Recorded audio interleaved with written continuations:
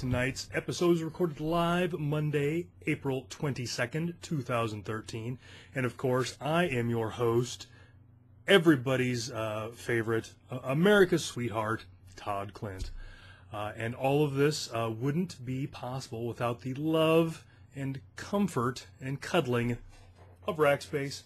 They provided me with this fancy flag, the PowerPoint background there on my slides, this shirt, I can't, the cloud shirt there, all right. So, and not only do they do all these great altruistic things, but they also do SharePoint. And so if you've got some SharePoint needs, whether you want to host it or you want us to look at it on site, you can go to rackspace.com/SharePoint and we will hook you up. And we will take care of your SharePoint for you. So go to rackspace.com/SharePoint and tell them that Todd sent you. They have no idea who I am. If the little chat bubble thing comes up, you'll tell them it's me, and they'll be like, "Who's that guy? I thought we fired him." But honestly, that's good. Yes, and Joanne Klein is in the chat room. A little known fact: she is Canada's sweetheart. So we've kind of got the thing going here. It's Synergy, I think, is the official thing for that. Synergy. So let's go ahead and get started tonight. As always, we start off with the production notes, and I think I got the blog post and all that stuff out late last week. I do that to build anticipation, to get people wondering where it's going to be. But I got the blog post out this weekend and the RSS feed and all that kind of stuff. So that was a little late. I normally try to do that a little earlier. I have no excuse, honestly. It was raining in Iowa. I could say that it was flooding, but it wasn't. But really no excuse. I'll do better. I'll do better next time. But I did want to talk about a couple of things. I had a couple of folks get a hold of me over the week about a couple of RSS questions. And so I wanted to talk about that a little bit. First, if you go to toddklindt.com/netcast, you'll see on the right-hand side there's a bunch of links in really small font. That's to weed out the people who aren't trying very hard. There's a bunch of links on the right-hand side, and one of them is where you can download the netcasts. So if I don't have the RSS feed updated, in the unlikely event that should happen, or the blog post out, you can just click that link, and it will take you to the directory where all of the media files are for this thing. And if you look closely, you'll see that is a SharePoint site. I'm not only hosting my blog on SharePoint, despite the fact that it's a horrible platform to host your blog on, I'm also serving out huge static binary files out of SharePoint, which is a horrible use of SharePoint. But I am what I am. All I've got is a hammer. Everything looks like a nail, and so that's where I do it out of. Now, the first question was somebody asked me this week, they're like, hey, I saw the place where all your files are at, and I thought, hey, I'll just subscribe to that RSS feed since you suck so bad updating the other RSS feed. And I said, okay, yeah, that makes good sense. I do suck at that. And he said, but then the feeds are wrong. I can't download this stuff, and it doesn't work very well. And I'm like, yeah, that's a bad RSS feed. So I need to go in there, and I meant to do it before the netcast tonight, and shut that RSS feed off. So don't use the RSS feed that's in the SharePoint library, because SharePoint just doesn't provide an RSS feed that RSS readers can download stuff from. So that won't work very well for you. But I will try to get the hand, lovingly crafted by hand RSS feed file updated more quickly. So that was RSS question number one. RSS question number two was somebody who's going to my blog, and they said, your RSS feed is whack. They might have actually used the word whack. I don't remember. They said, so it's only got like 3 or 4 of your last posts in it, maybe 5 or 6, and they're all like random. There's like 2 or 3 good ones, and then some really old stuff that's cruddy. I don't know what's going on. Fix your stuff. You suck. He did say you suck, though. That was I can verify that. So that is just another quirk of SharePoint. So the RSS feed should work for my blog. My blogs are all in the posts library, and so you can put an RSS feed off of anything in any kind of document library. But what he was seeing was some weird stuff. Number one, I was using the default settings for that RSS feed, and I think by default it only gives you like the last 7 days worth of stuff, which was the number that he said. So I jumped that up to 30, I think, 30 days worth, something like that. So that should give more of my blog post in that feed. But the other thing was just a quirk on how SharePoint works. So he was seeing my Netcast blog post and a couple of really great, meaty, technical, good blog posts, and then some random stuff. What that RSS feed is not is the latest things that are created in that document. What that RSS feed is the latest changes. So remember, SharePoint was not born to be a blog. What we've got is a collaboration platform that we just put some blog lipstick on and a bad wig and all that. So SharePoint looks at these document libraries and lists as collaboration things. So they figure that you want to see new items that are added and items that have been changed. So in the past week, I've gone in and edited a couple of my blog posts. My SharePoint 2010 builds and my SharePoint 2013 builds blog posts have both been edited to have new versions added to them. So those now show up in the RSS feed. And then also something that I'm going to talk about later on was I rewrote a blog post and then edited an old one to reflect it. And so the old blog post is showing up in there too. So that's those are the two RSS feed things, and there's nothing I can do about the second one. I think that's just how SharePoint is. We have to love it for what it is, and that's it's just not a great blogging platform. But what I have not checked, I assume SharePoint 2013 works the same way. I've got a SharePoint 2013 box all stood up and ready to go to move my blog over. There's just some things I'm going to rework my blog a little bit when I move it to SharePoint 2013. So that's why I haven't moved it over quite yet. But thanks to those two folks, and I would call them out by name, but I forgot to ask before I talked to them, and so I can't call them out by name. But if you see any weird stuff in my RSS feed, that is why, and that is what it is. So keep those questions coming. Okay, so that's it for production notes. I will try to get the stuff out sooner, and all that. And hopefully we won't have those kind of problems. So now on to the topics, this week's topics.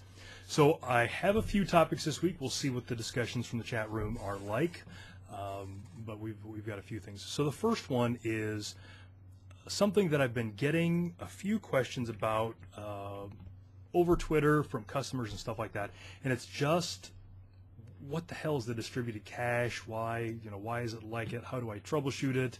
And that kind of stuff. So I saw this blog post a week or so ago, and it was just a guy, Jack Linson's the guy's name. I don't know the guy. I've never met him or anything. But it's just a collection of things that he has done to fix problems with the distributed cache. So for a lot of us, the distributed cache is kind of like black magic. It's like the user profile service, but worse. It just is there, and there's really not much that we can do to it, and we don't want to anger it because we don't know how to stop it or change it or anything like that. And so it's kind of a source of some stress and frustration. So the reason that I've got Jack's blog post in here, and I kind of want to talk about it, is it has just got a bunch of different little things that you can do when the distributed cache service is being fussy. And he's got some of the ULS things that he did, that the errors that he got in his ULS log before he did these things. But really, kind of what I want you guys to get out of it. I mean, you can read through it and all that, but I also want you guys to just kind of go through and look at some of the knobs that he's turning and levers that he's pulling to kind of give you an idea how things work. For instance, there's a command that he uses if you're getting errors with the cache, the distributed cache. You can use get cache host config to see if things are actually running on the box. You can just do that, and it should give you information about your server and the cache server and the settings and all that kind of stuff. And if it doesn't, then you know that that's not working. He's got a link to a knowledge base article or an MSDN article that has some scripts that you can use around that. He also talks about how you can use PowerShell, because PowerShell is an awesome tool, can do anything, to remove and add your machine to instances, things like that. And then he also talks about how you can export your settings out to an XML file, stop your cluster, flush everything, start your cluster back up, or import your settings back in and start your cluster back up. the distributed cache service, and I guess, so let's step back for a minute. Doug in the chat room is bringing up some stuff, and I kind of want to talk about that. Distributed cache is something that's new to SharePoint 2013, and much like the user profile service, it's a different Microsoft product that they bolted onto SharePoint. It's actually a Microsoft product called the App Fabric, and what it does is it allows the servers in your farm to share caching stuff. So the great examples that we always use to use distributed cache are the user profile service, your news feed stream, search, and like login tokens, like claims tokens and stuff like that. So these are things that your end users are going to be doing stuff that it's going to happen a lot. So like your news feed in your My Site is actually doing a query. It's all that stuff's in your cache service, and so every time you hit that news feed, it's doing a query. So those queries are very expensive. They happen a lot. So they get dumped in the distributed cache and distributed across your farm. So that's one thing. Another one is your claims tokens that you do. So when you log in, you get these claims tokens, and they get used all the time for everything. So so these are kind of the things, and the reason that I bring up Doug in the chat room is our token developer. I have to have one developer in the chat room, or else I get fined. Doug is talking about how he's got an app that did its own caching. You can actually bolt into the distributed cache if you are a developer and you are writing something that needs to be cached. You can bolt it into distributed cache and take advantage of all of that caching. But it's like this black box, and even though it's another product, App Fabric, and even though it's it's got an interface and it's got PowerShell, they really don't want you going in and doing App Fabric-y things to it, because it's a very specialized instance of App Fabric, and so they don't want you changing some things that break it for SharePoint.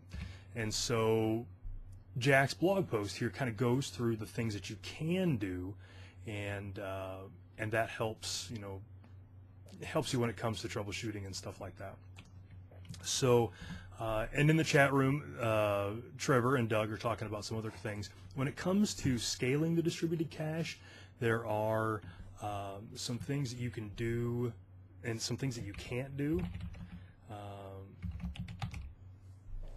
to kind of make that situation better and to customize things. So it's possible to actually give the app the distributed cache too much RAM, so you want to make sure that you don't do that.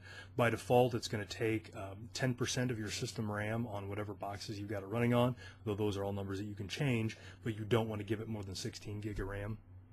I'm also pretty sure that there's a health rule that will fire if you have it running on more than 4 hosts, so you can actually have too many cache servers. So there's just some of those things, and I've got another link that I'll put in the show notes on just kind of how to architect the distributed cache and how to lay it out.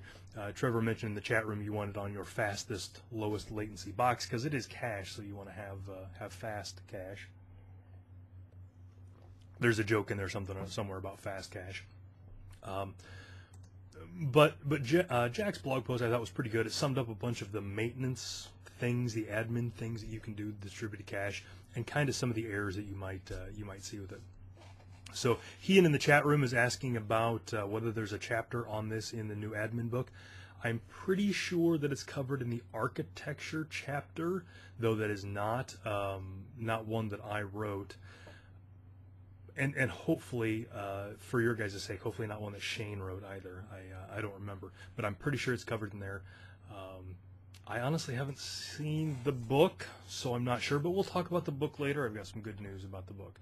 So if you're using the distributed cache, but to tie this all back up, if you are using the distributed cache, even if it's working perfectly, even if you and the distributed cache service are snuggling up at night and buying milkshakes and getting 2 straws, just buying 1 milkshake and getting 2 straws, even if you and the distributed cache service are getting along awesome, read through this to kind of see what might happen.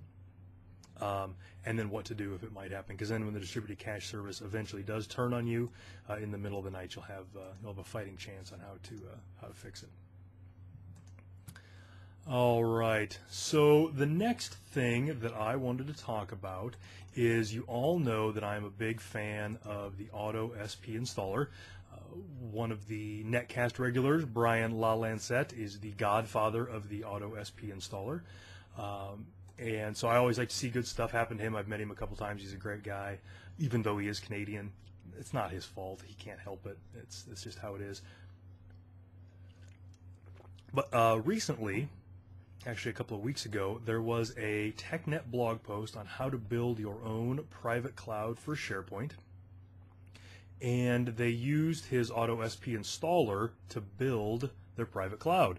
So they're talking about, if you're using System Center and you've got all these VMs and you want to build up this huge SharePoint 2013 farm, you should use Brian LaLancette's tool. Pretty cool. So I wanted to give a shout out for that.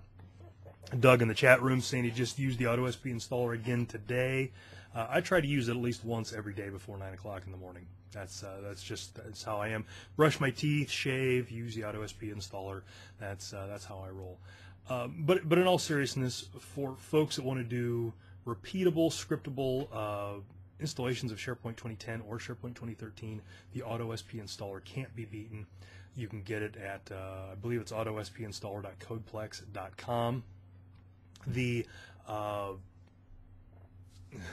the setup for it can be kind of rough. You have to create this XML file and all that, and that can be a little daunting, but don't give up. There are a couple of tools out there that will build that file for you. I've linked them on my blog, and I think Brian's got links to them also. But then once you get that XML file done, you're golden. You're just good to go. Every time you want to install a SharePoint 2010 or 2013 farm, it's just good to go. So I'm a big fan of it. Check it out if you like to do lots of installs of SharePoint 2013 and don't actually like installing it, which is weird because I think it's fun. I kind of like it. Brian just showed up in the chat room. That's awesome. And I'm not just saying this because Brian showed up in the chat room, but Brian is incredibly responsive to things. If you've got suggestions for it, if you've got problems, he's a really easygoing guy. So by all means, it's definitely one of those community products from I mean, it's like, I don't know, it's like the archetype community product. A guy's doing it, a bunch of people are working on it, and it's just a good thing. So so definitely check that out if you're going to be doing some big SharePoint installations, and hopefully someday Brian will be rich and famous from all of his work, and he'll remember the little people that helped get him where he is. Okay, so this is one of the blog posts when I talked earlier about the RSS feeds getting all monkeyed up. This next blog post is one of the reasons why. We know that SharePoint 2013, like its older brother SharePoint 2010, had a prerequisite installer that went out and installed a bunch of patches and things like that, configured IIS and those kind of things. But also, like its older brother in SharePoint 2010, it misses a few things. It misses some OS patches. They're not integral to SharePoint running, but they definitely fix some quirks and tweaks and all that. So this first came out when the SharePoint 2013 preview came out in July of 2012. There was a bunch of patches that you needed to install, and it seemed like the longer you use SharePoint 2013 preview, the more patches that they were telling you that you needed. So, like any good guy with a blog, I started blogging them, and so I had this thing, and then I added some more and added some more, and then RTM came out. And it also had some forgotten prereqs, but not the same forgotten prereqs, but there was some overlap, the Venn diagram, anyway. And so I tacked them onto that blog post again and kind of cobbled it all together. And I've kind of just been sitting on it because I'm fairly lazy by nature. So I was just kind of letting there set. And finally last week, Nick Patel was like, come on, this thing sucks. Will you fix this blog post? It's confusing. You're dumb. You smell kind of funny. And he was right on all accounts. And so I reblogged it. Now, what I didn't do is I didn't edit my old blog post.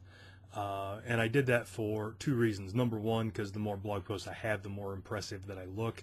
And so this was just, nah, I'm just kidding. I don't care about that. But I hate wholesale editing blog posts. It feels like revisionist history. It feels like, you know, I don't know. I just hate the fact that I would have had to go through and flush that all. And so instead, I wrote a new blog post that only has the RTM prereqs on it. And then I took the short URL that I'd given the old one and assigned it to the new one. And then I went to the old one, and at the top in big red letters I said, you know, don't use this blog post, go to the new one instead. So that's why that one showed up in the RSS feed, because I had edited it. But now I've got the new blog post that is only the patches that you need for SharePoint 2013. And they are all OS patches, IIS patches, things like that. And so as you install them, don't freak out if you try to install one and Windows won't let you install it, because they're OS patches, so they're going to get you know, dribbled out during Windows updates and things like that. So it's a good chance you may have put that patch on already and didn't realize it. And then I also linked the TechNet article where I got them in case they change them and all that. So thanks to Nick Patel for keeping me honest. I appreciate that, buddy. And any of you guys, there's another couple other blog posts that I have that I need to update and edit that I have not done that with yet, but I need to do. So here's another cool blog post. I was poking around Microsoft's site, you know, that's how I spend my nights and weekends, and found this little number.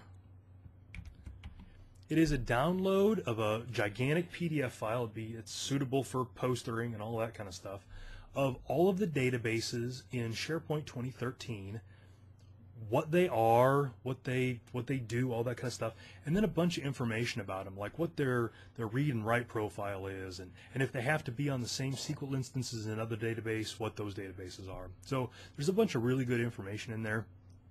And like I said, it's huge, it's massive, but you can download it. It's like a 400K PDF file. And it's just good reference for what these databases are, how big they're going to get, all that kind of stuff.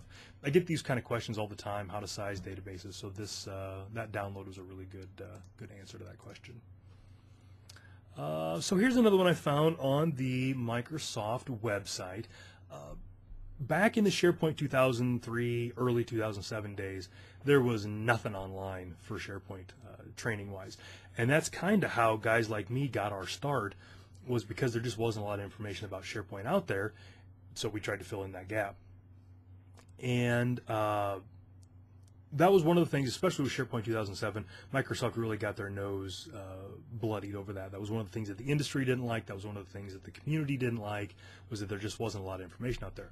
So for SharePoint 2010, Microsoft absolutely redeemed themselves with this new thing called the Ignite program. And the Ignite program was training that they start while the product is in beta, and they kind of refine it and get everything ready, and they train PFEs and some of their customers, TAP program folks and all that.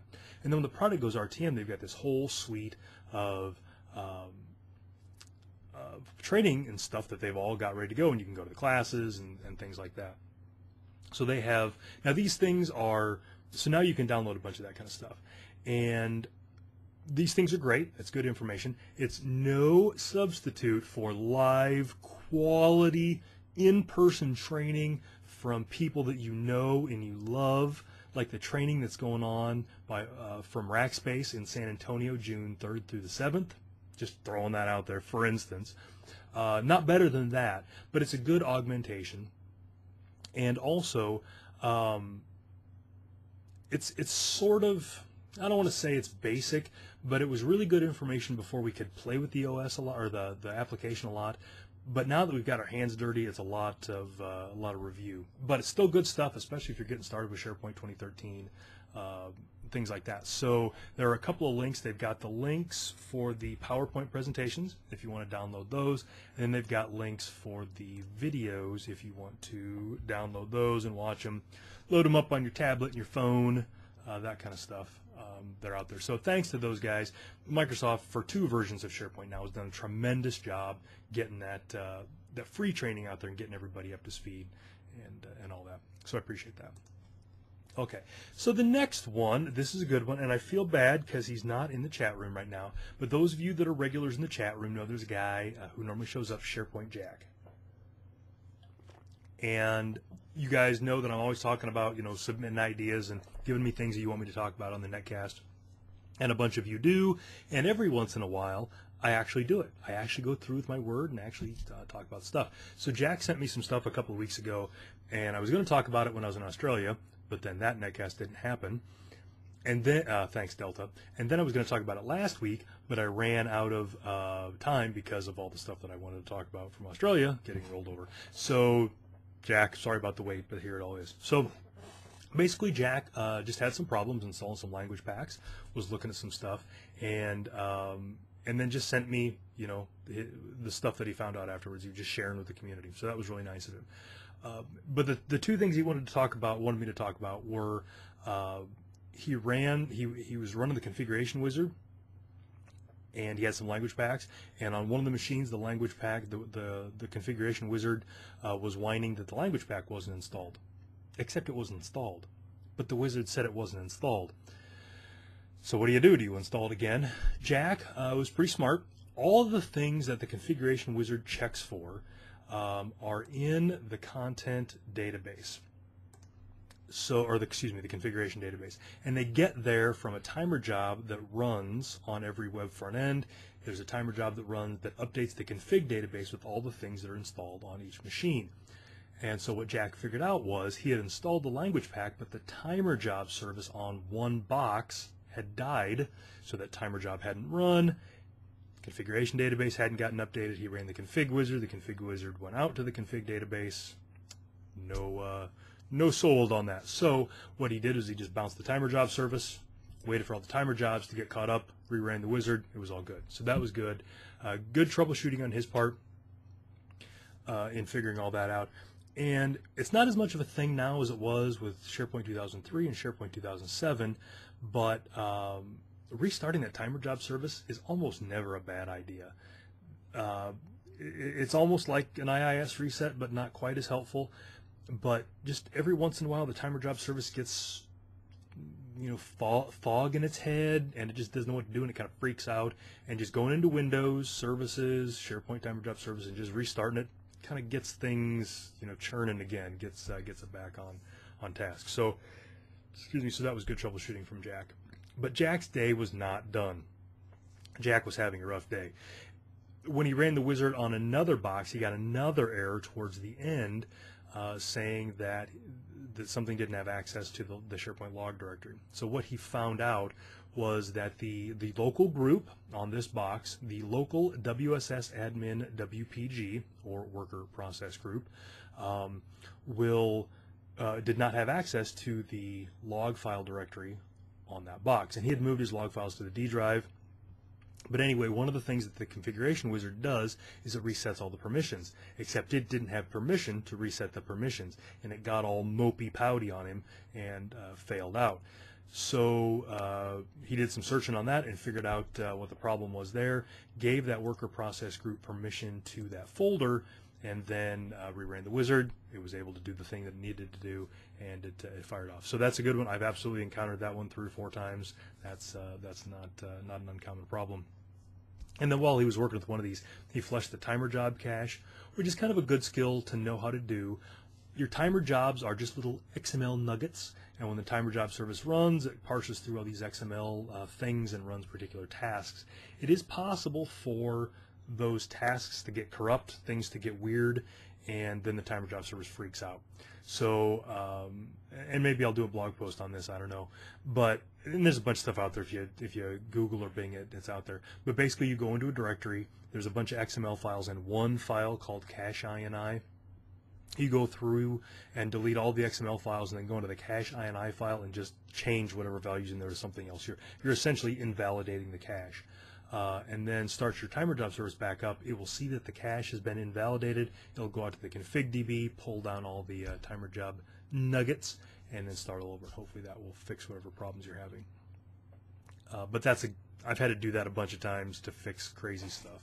So it was good that Jack did that. So Jack put all this down in his blog at sharepointjack.com, so you should go there and see this, all the things I talked about. He's got links to it and all that kind of stuff.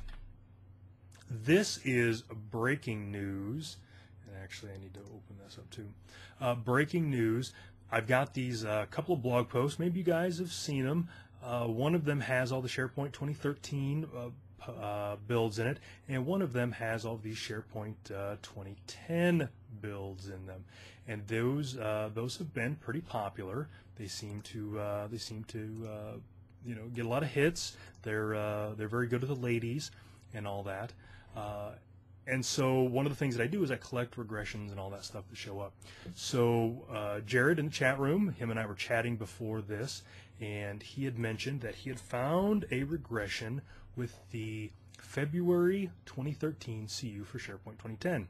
And I told him that if he blogged it, I would make him famous, and I would put his name up in lights, and I would link to him from my blog to his blog, and he would have instant internet notoriety, you know, the respect of his peers, the admiration of his enemies, all that kind of stuff. And so he did that. And so the error that he found was that the RSS Viewer web part, if you install the February 2013 CU, can no longer read anonymous RSS feeds. And that's kind of funny, because back in the day when the RSS feed first came out, it could only read anonymous feeds and couldn't read authenticated ones unless you did something like Kerberos. So it's funny now that the anonymous ones are broken. But you know, on Jared's blog at jaredmotfest.wordpress.com, or WordPress Jared, as I like to think of him, he explains the problem, and then there's some stuff you can put into a content editor web part that will fix the issue, and he's got that all up there. And he did talk to Microsoft support. It is a legit thing, so I will be adding it to my regressions list. So you're the big winner tonight, Jared. Feel free to stand up, run around your room, do a victory lap, whatever you do. It's all you, big guy. All right, so this one is kind of a nice segue into our next bit. I've been telling you guys for a while that this Netcast was going to get better, and that we were going to be incorporating things, and we've done a few things in the last few months. Going out to Vegas for the New Media Expo definitely helped. But another thing that's going to be coming up lately is we got a new guy. We hired a new guy. He's a marketing guy. And he's really good at this whole video, new media, Twitter business that all the kids today seem to be into. And so one of the first things that he did after he started was he created us a new promotional video for the SharePoint services at Rackspace. So it's on YouTube. You can go to the YouTube and download it. I threw it in the chat room. It's going to be in the show notes for all this.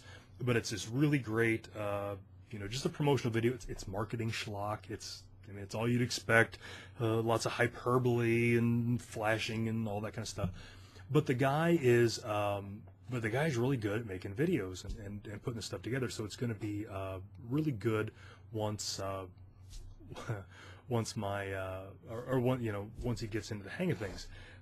But the interesting, or the good thing about this for me, is that he's also going to be helping me with my Netcast. And so for the last week or so, he and I have been working on a new intro piece. I've got this crappy dated picture that does, anyway. So Justin and I have been working on that, and hopefully for Netcast 155, we'll be able to we're going to be able to roll that out. So when you look at this YouTube thing, of course, you should be immediately inspired to go out to rackspace.com/SharePoint and hire us for all of your SharePoint needs, clearly. But the other thing you should be looking at is looking at the quality of the video and thinking, hey, maybe some of that's going to trickle down to Todd, and his video will stink less. And I was going to show you the preview of the thing that we were working on tonight, but right before I tried to do my Netcast, my machine crashed, and the dog ate my homework, and the wind blew a tree over in front of my house and all that. So, but hopefully next week we'll have that new intro. So I'm really looking forward to it. Justin King is the guy's name. You can find him on Twitter and Facebook and all those kind of places. But he's going to do some amazing things, and hopefully I'll be able to ride on his coattails a little bit. I'm looking forward to that. So that is a good segue into the shameless self-promotion part of tonight's Netcast. And so a couple of things. So I've got this online Penton event tomorrow, and I asked them to send me a URL for it, and they said they were going to, and then they didn't. So I don't know how you guys sign up for it. Penton is the company that puts out like the SharePoint Pro Mag, Windows IT Pro, SQL, all that kind of stuff. And it's going to be an online thing. They've done a couple of them. And I'm going to be doing like a 60-minute session on upgrade. Practiced it last week. It's all not going to suck. It's kind of cool. But I was hoping to have a URL for you guys to sign up for, and I just didn't get one. But if you happen to figure it out, it's going to be my bit's going to be tomorrow at 2:30 Central, something like that. So you can find it there. The next bit, and this bit is exciting. Holy cow, folks! If you're not already sitting down, you might want to find something, a chair, a milk crate, a table, a neighbor, whatever, and have a seat. I've been kind of quiet about this, but Shane and Steve and I have been waiting. We last year and part of this year, we spent a bunch of time writing a new SharePoint book, the sequel to our internationally renowned, loved by all, professional SharePoint 2010 administration book. And we've decided to call this one Professional SharePoint 2013 Administration. We thought that was pretty clever. Anyway, I've been done with this book for a couple of months. Shane would tell you that I was behind. Shane lies a lot, and he's just not all there. But anyway, I was talking to my publisher today about some other stuff, and she let it slip, and I don't know if this is public knowledge, but I think it's shipping this week. She said something about how the boxes were in their warehouse, and she thought maybe today or tomorrow those boxes were going to start going to Amazon, and then once they get to Amazon, Lord knows where they're going to end up. So potentially this week, you guys could have a copy of Professional SharePoint 2013 Administration in your own grubby little hands. How exciting. I know I'm excited. So for those of you that have pre-ordered on Amazon, you're well ahead of the game for that. For those of you that want to buy a signed copy from me, this whole conversation was me ordering the boxes of books that I will sign and sell to you. So if you want to order a copy of the book from me, I will have a blog post as soon as the book is out. I will have a blog post on that. I should probably put that out maybe right now. But you'll be able to order from me. I'll set it up with PayPal, something like that. And then if you're in the U.S., and I'll have to talk to the Canadians. I'm not sure what it's like shipping to Canada. Not that any Canadians want to read my book anyway. But if I can ship up there. But if you're in the continental United States, the 48 states that are touching Mexico or Canada, I will. You'll hit me up with a PayPal. I'll set it up all up on my site, and then I'll write some stuff about you in your book. Write some bad stuff about Shane, and then ship it off to you. Right now, I'm going to have the price I'm going to have for that. I'm going to tell you it's going to be cover price, which is like $49.99. It will likely be cheaper than that, but I just don't know what shipping is going to be. I got to figure out what the shipping is. I'm not doing this to make money, so unless shipping is really expensive, the price on that will go down, and I'll make sure that everybody pays whatever the cheapest price is. But I kind of got an idea for what the shipping is going to be, but I want to ship a few out before I tell everybody it's going to be something, and then I end up losing money on every book. But again, not doing this to make money, but just doing this. I had a few people ask me for it, which is really why I'm doing it, because people wanted to buy signed copies of the book. So I thought, sure, I'll sell you a signed copy of the book. So if you want a signed copy of the physical book, hold off. Don't buy it from Amazon just yet. I'll have a blog post. I'll set some stuff up on my store, and we can do it that way. So thanks to everybody for that. Doug's asking, do you allow pickup? Absolutely. I will happily give any of you my home address, and if you want to swing by in Ames, Iowa, or the Iowa user group, which you can find out more about at iowasharepoint.com. But yes, I will absolutely be doing them at the user group and all that kind of stuff. Absolutely. So very excited about that. And if you do buy it from Amazon or wherever, in all seriousness, reviews on Amazon are like gold. They're like the gold that gold wants when it wants to buy gold. They are just there because Amazon weights things and all that kind of stuff. So if you buy the book after you've read it and have an opinion about it, shoot over to Amazon, write a review, good, bad, whatever. Be honest, but write a review. I appreciate that. That really helps. So I will be, the next self-promotion, I will be at a couple of Tech Ed events. I will be at Tech Ed North America and in New Orleans the first week of June, and I will be in Tech Ed Europe in Madrid the last week of June. If you are going to be at either one of those, let me know. We'll get together. I'll buy you a coffee or something. We'll chat. Or if you see me there, I think Rackspace is going to have a booth in New Orleans. Definitely swing by, say hey, whatever. Love to chat and all that. So I'll be there. I'll be doing a day-long session at the beginning of both of those, and then another admin session or two while I'm there. And recently, this just out, this is fairly hot off the presses, I will also be speaking at SP TechCon in Boston, August 11th through the 14th or something like that, whatever that Monday through Wednesday is. So very excited about that. Shane and I are doing 2 or 3 sessions. If you go to sptechcon.com, they've got all the classes out there, and you can see exactly what fun and shenanigans Shane and I will be up to. And that's in August 11th through the 14th or 13th or whatever that is. Looking forward to that. Those guys always put on a great show. They've been very good to Shane and I, so I look forward to working with them again. So, clocked in 40 minutes. Once again, when I was planning this, I told my wife this is going to be a short one, and here we are. So yeah, in the chat room, Lori Gowan will be at SP TechCon. Not only will she be there, she will be presenting, from what I understand. I don't know what she's presenting on yet, but she will be there. Joanne Klein 2, which is Joanne Klein's evil twin. If you've met Joanne Klein, she's very nice, very friendly, very personable. Joanne Klein 2 is her evil twin, has the goatee. It's a weird deal, but it is what it is. But Joanne Klein is going to be there as well, and I don't know if she's going to be presenting or attending, or what her capacity will be there.